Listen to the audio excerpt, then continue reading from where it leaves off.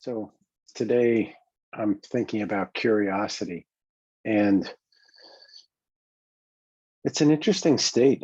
Um, I'll start with my own experience. I think um, well, the question that I've been thinking about today is what grows curiosity, both in myself and in other people.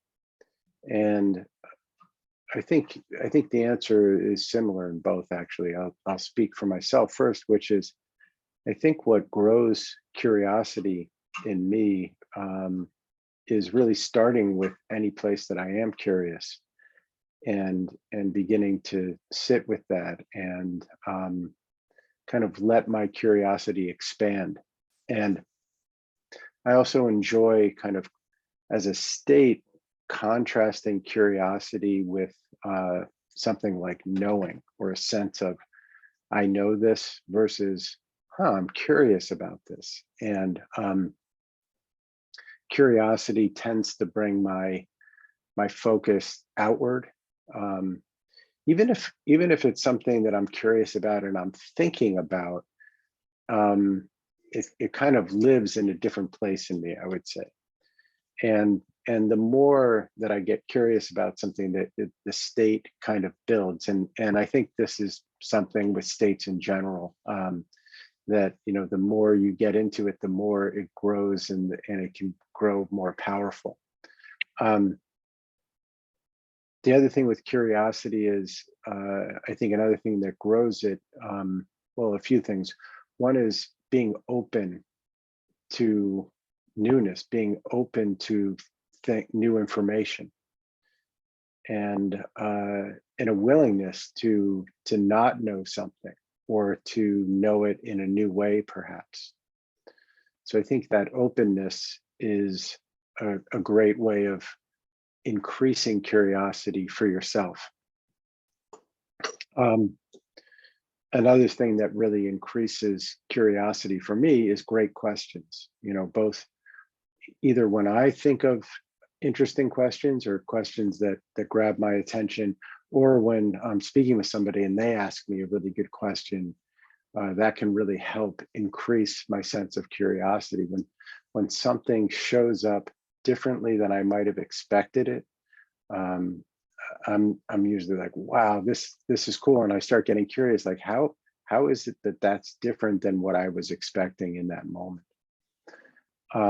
Now, in terms of growing curiosity or inviting curiosity in other people, I think the number one way is to actually be curious myself.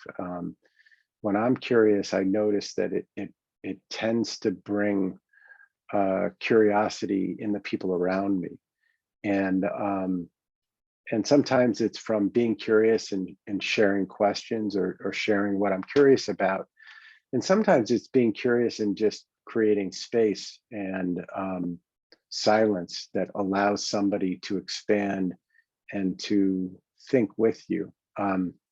It's a type of listening where I'm letting go of the other person needing to have a particular answer. So I'm listening with a sense of curiosity and a willingness to let anything come up. And I think that can invite somebody else to be curious as well.